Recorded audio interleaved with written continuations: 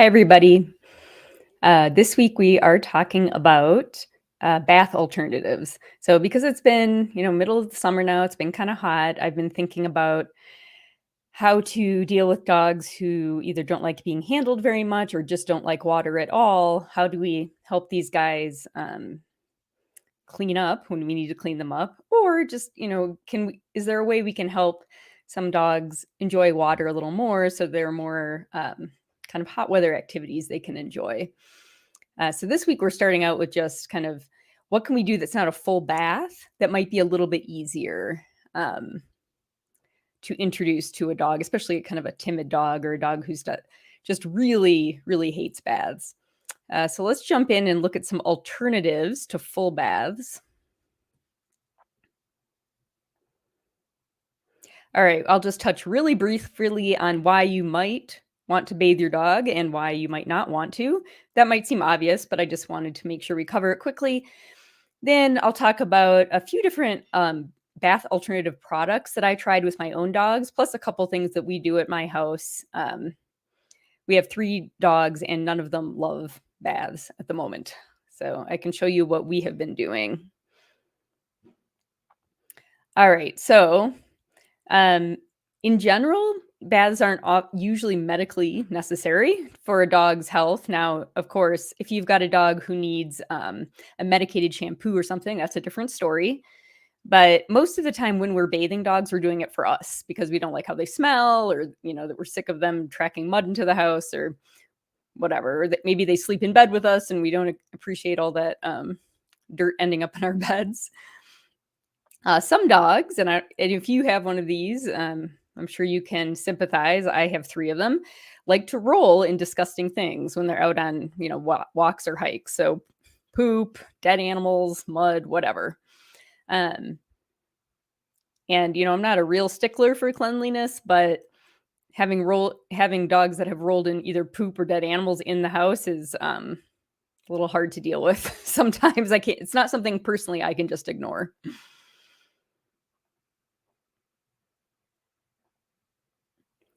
It's possible that some dogs, if they have kind of itchy skin, or tend to get really oily skin, they might just physically feel better with regular baths. And then there are just some dogs that are smellier than others. Of our 3 dogs, 2 of them don't really smell all that doggy, and one does pretty quickly after a bath. Within a week, he's starting to smell kind of doggy. Um, and it's nice when he smells a little fresher. Now, why might you avoid baths? Well, if you're avoiding baths already because your dog hates them, then that's one reason to do it. If your dog, fights you when you try to get them into the bathtub, or just totally shuts down and cowers, and you do not have the time to carefully and slowly train it, then it's not unreasonable to skip baths unless they're absolutely necessary, and maybe just trained when you have time. So you'll see a lot of videos online that are supposed to be funny of dogs. They're supposed to be overly dramatic dogs who are flinging themselves down, trying really hard not to be dragged into the bathroom. I always think those are kind of sad. Those are dogs that hate what's about to happen to them, and they're being forced to do it anyway. Even if your dog isn't terrible with baths or even likes them, especially if you have a big dog, it requires some amount of space, and you might not have a good enough setup for baths at home. And if you have a fearful dog or a very reactive dog, then like the pet wash station at a pet store isn't going to be a good option for you either. Or it's possible your vet has recommended that you not bathe your dog for some reason related to skin or something. All right, so what can we do that is not a full bath? Say our dog's dirty or smelly, whatever. They hate going into the tub, or they hate us pouring water on them, but we'd really like to clean them up a little bit. So there are quite a few products on the market. I looked at a couple. I tried out a couple of them that I hadn't tried before. One is a dry shampoo. I tried some bath mitts. These are specifically dog products. Oops, sorry about that. A damp cloth is something that I use often to clean up our dogs, and then I'll show you. I'm just calling it self rinse, but I'll show you what that is in a second. All right, so dry shampoo. Has anyone tried this? If you're watching and have a question or a comment, just pop it below wherever you're watching the video, and I'll see it. So I'm curious if anyone else has tried dry shampoo with your dog. This was the first time I had tried it. Um, it's kind of a foam. The stuff I got is a foam. You spray into your hand, and then you just kind of rub it on your dog. And I'll show you video of Jasper enduring this in a minute. The pros is that it was pretty easy. I could kind of mimic like I was petting him. So it's just like petting motion. So if your dog is already okay being petted, you might be able to do this without really any extra training. You just rub the foam in while you're petting them. It was pretty quick. There was no water involved, although of course the foam's a little bit wet, but it's nothing like, dumping water on them. And indeed, Jasper did smell better after he had his dry shampoo. On the downside, I felt like it was a little bit more of a odor cover up than really cleaning the dog. My husband said, "Oh, it smells like you just Febreze the dog."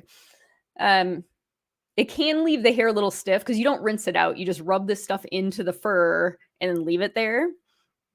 And at least the dry shampoo I bought was kind of heavily perfumed, and that's partly why it makes the dog smell, whether or not you consider it smell better or not, smell differently. But it did wear off, or like got weaker pretty quickly. All right, I think I have a video. Yes, here, let me quickly show you a video of okay, so that container there is the dry shampoo I tried, and you'll see it's this white foam. And then I was just introducing Jasper to it here, so I did a little rub, and then I'd give him treats throughout.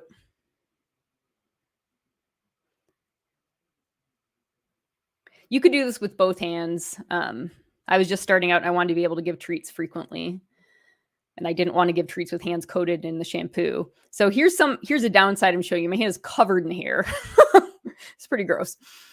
But you can see it's pretty easy. It's just a foam. You spray it on, rub it in the hair, and then you're done. His hair was a little bit like spiky and stiff after this, but after I brushed him, that went away. So that was kind of nice. All right. So dry shampoo, I think mostly a kind of deodorizing measure. Not, I wouldn't use it to try to get off some serious dirt, but might be something if your main goal is to get your dog to smell a little bit better, that might be an option. But of course, this and most of the options I'm going to talk about today do require your dog at least be comfortable being touched by you. The last one we'll talk about is a hands-off option. Okay, so bath mitts. These are you can buy these for dogs as well.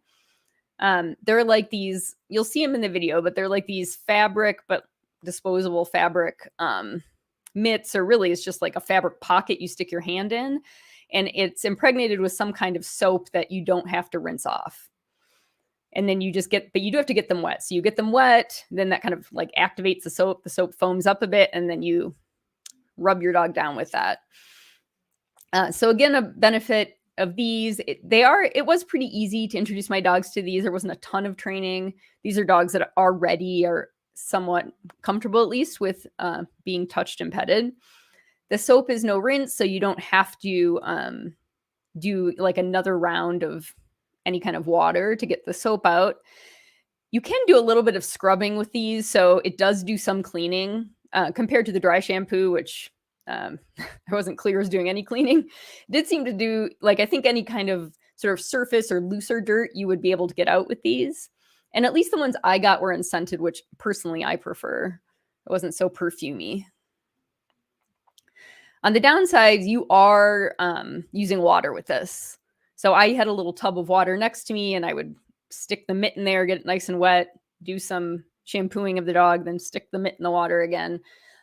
So it doesn't avoid water completely. It's less than, having them actually in the tub or shower, but it doesn't clean super deeply. So, if you are to give your dog a really nice full bath, you really get down to their skin.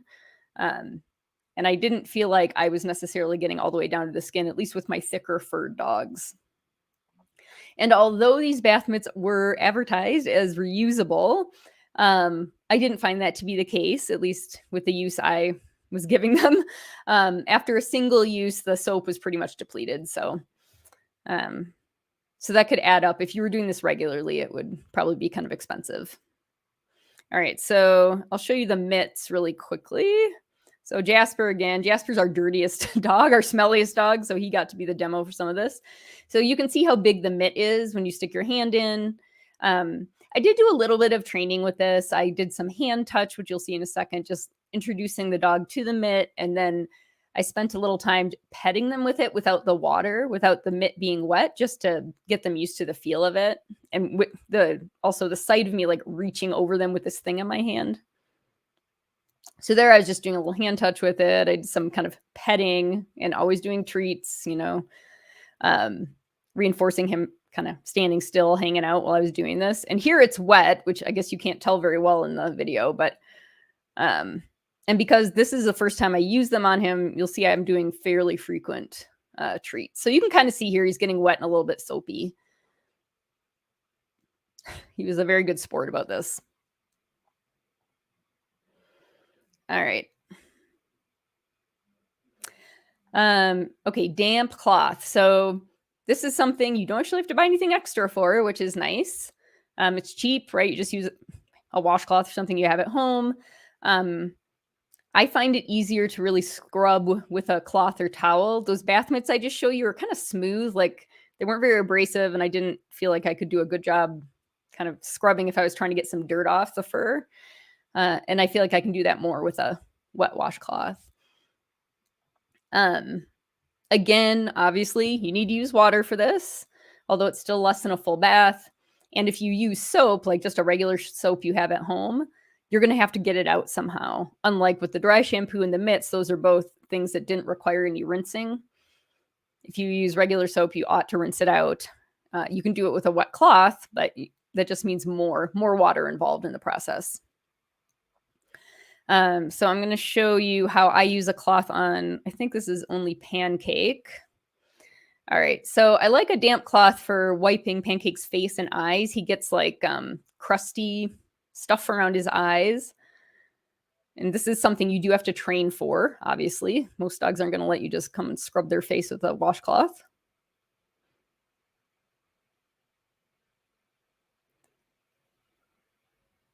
But you can do the rest of the body as well. I'm using a roll on your side or lateral recumbency position for this. You see I have my little tub of water over there. I was just using water here. I didn't add soap, but I could do a decent, at least kind of surface clean with this damp washcloth.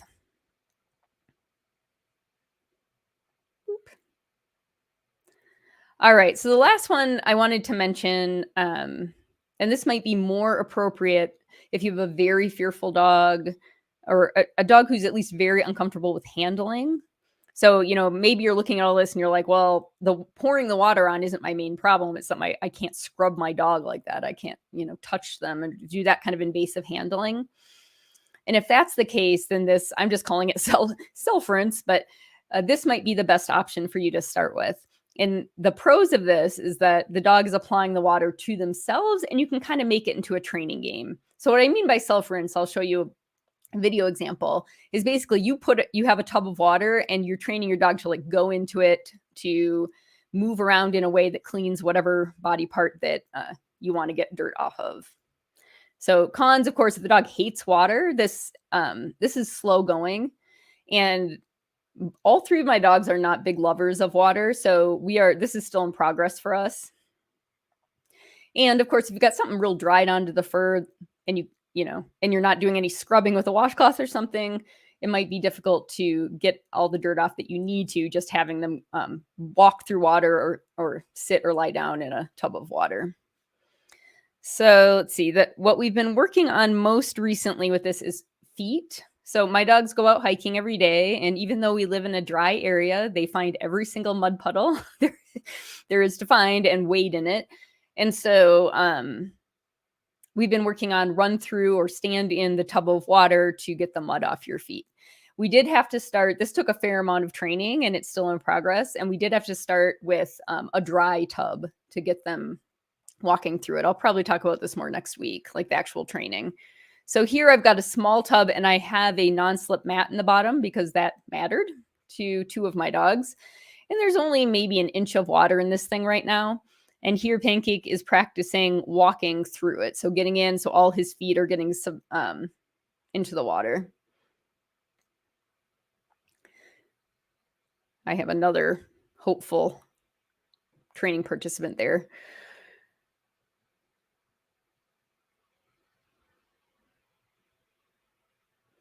So here we're just doing feet. What we're working toward is also having them sit or lie down in water. That one's too small for Juno, but here's Juno doing her run through. And again, this is really shallow because we're just starting out. They're more reluctant to do it with deep water. And so we're increasing the depth of that water really slowly. But you can see I don't have to touch the dogs at all for that. So that can be, is it perfect? No, but we're usually not, perfection usually isn't our goal. I would say almost ever, but especially working with fearful dogs and trying to kind of work around their sensitivities, their needs, our needs, and getting them clean is one of those areas where the ideal for us to like get them to hose them down and scrub them down is going to be in direct conflict with what they want or need, with their comfort level, and also what's good for them long term in terms of training. And so all of these options I just show you, they're not ideal for bathing, but there's something that can kind of help you meet your dog partway. And this last one is good, like I said, if your dog isn't big into a lot of invasive handling. So with Pancake, who you just saw, that's the little 3-legged Chihuahua, his routine at the moment is just damp cloth for sort of egregious dirt situations, and for his face, or that self-rinse. And so far, the self-rinse, the moving or sitting in water, is restricted to, he can walk through it and he'll sit in it, but he won't lie down in more than like a 1/4 inch of water right now. So we're still working on that one. All right. If you have any questions, pop them in now, or if you're watching the recording, you can still put a question in later and I'll see it. Here are all the ways to find our free stuff online, our other free stuff on our blog, Instagram, YouTube channel, Facebook. If you're looking for more ways to get some guidance in terms of building skills for your fearful dog, check out our monthly training membership, which is at the bottom there. That's the link. We work a lot on these kind of skills, like kind of day-to-day life skills needed so that your fearful dog can exist in the human world a little more happily. All right, everybody, that's all I have for this week. I think next week I'll talk a little bit more about training behaviors for some of these cleanings that I just showed you, different ways of cleaning your dog. What behaviors can we train that'll be helpful for that? And all month, really, we'll be talking about stuff related to water, getting dogs more comfortable with water, even having some fun with water, even for dogs that don't currently love the water. All right, have a great week. I will see you next week.